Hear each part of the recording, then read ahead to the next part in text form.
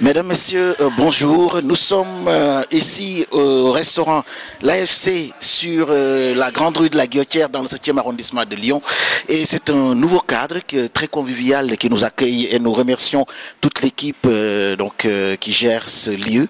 Et c'est pour nous l'occasion de démarrer un certain nombre d'entretiens, de rencontres avec des acteurs qui font la vie de Lyon et de ses environs, mais également de la métropole.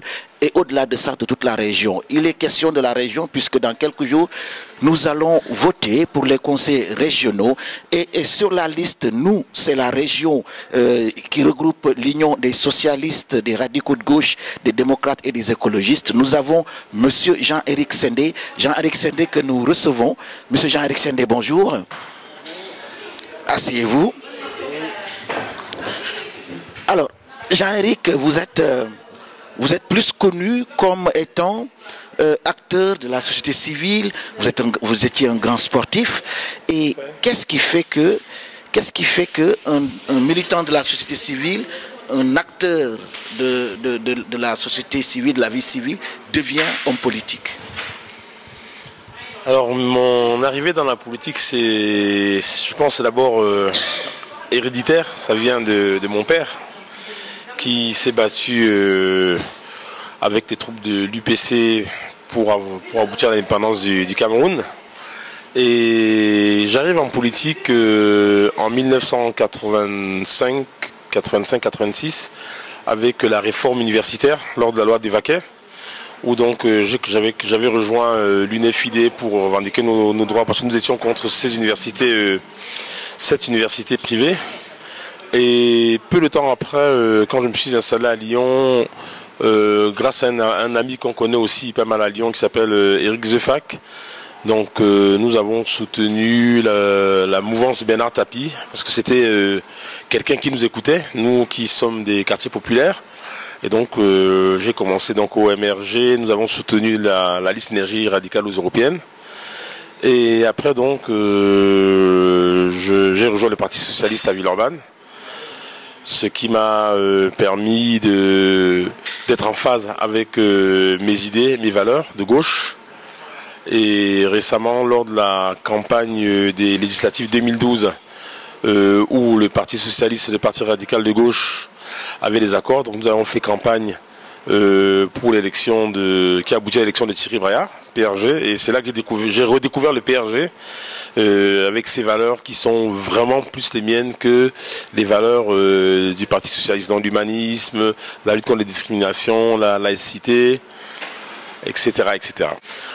Mais mon engagement sur le combat, il est simple. C'est ce que je fais tous les jours déjà dans mon travail, c'est-à-dire l'éducation des jeunes, surtout dans les quartiers prioritaires, parce que l'avenir de notre ville, de notre région, de notre pays, c'est cette jeunesse.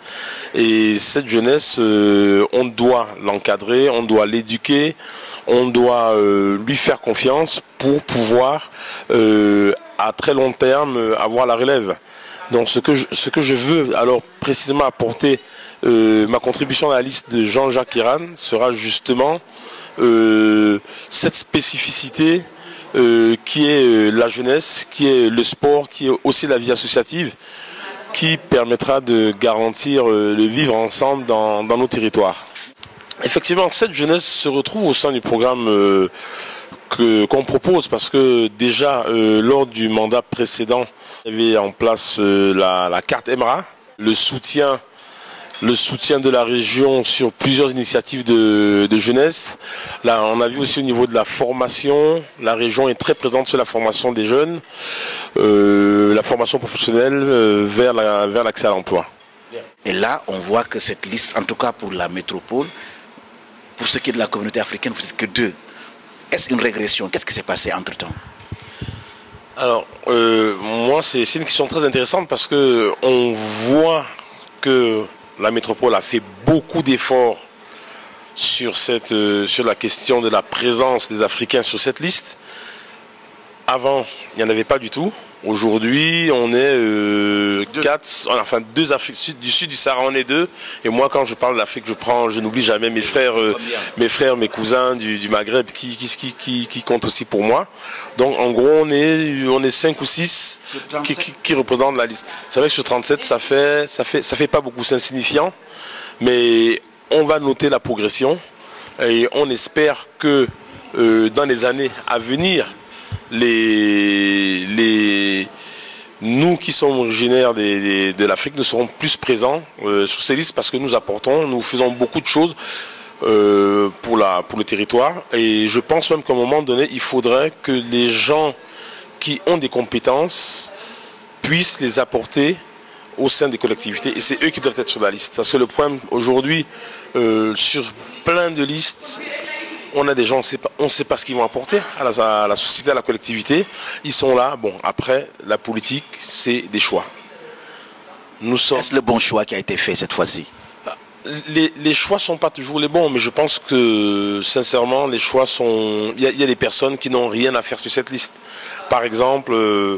moi, quand je regarde la fin de la liste, moi, en ma qualité d'entraîneur, de sportif, moi, j'aurais plutôt mis des jeunes qui débutent en politique en fin de liste, parce que c'est eux qui viendraient avec avec l'engouement, avec la force pour pouvoir démarcher les gens, pour organiser des réunions, pour pouvoir tracter. Voilà, c'est ces jeunes avec cette énergie à qui il faut systématiquement faire confiance tout de suite. Il ne faut pas attendre que ces jeunes aient 50 ans pour les mettre sur les listes. Il faut les mettre maintenant.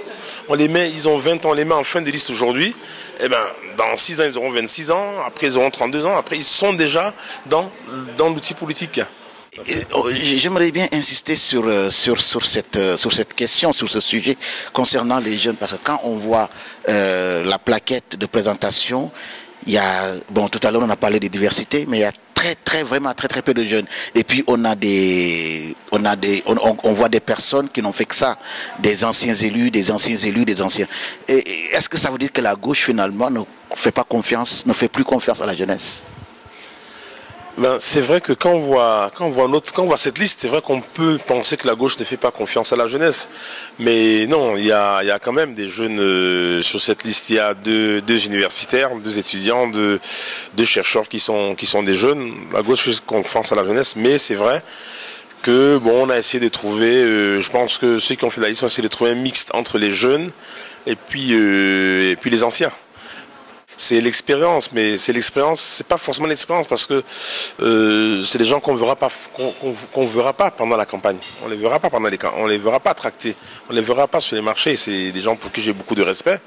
Mais bon, voilà, c'est vrai que en fin de cette liste, comme j'ai dit tout à l'heure, il fallait vraiment qu'on mette des jeunes qui amènent qui amènent les idées, les réseaux sociaux, qui sont capables de mobiliser leurs amis, que ce soit dans les facs, dans les quartiers populaires. Alors, donc effectivement, il manque de diversité, il manque de jeunes.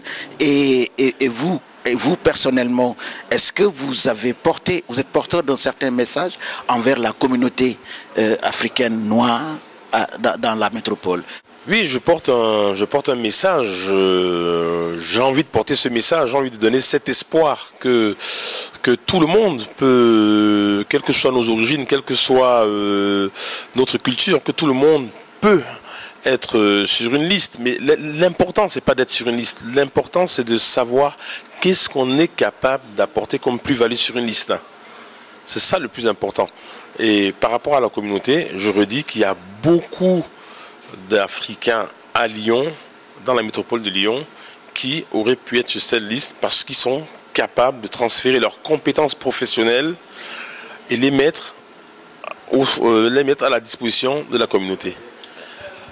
Et pour finir, et je vais être ferme là-dessus, dans cette liste, il y a des gens, que moi j'estime, et ça n'engage que moi, dont je ne vois pas les capacités qu'ils auraient, après je peux me tromper, à apporter quelque chose, une plus-value à la région Rhône-Alpes. La région Rhône-Alpes-Auvergne a besoin d'acteurs, a besoin des gens qui sont sur le terrain, a besoin des gens qui ont prouvé des choses, et maintenant il faut qu'on les transforme, on les transfère pour la collectivité.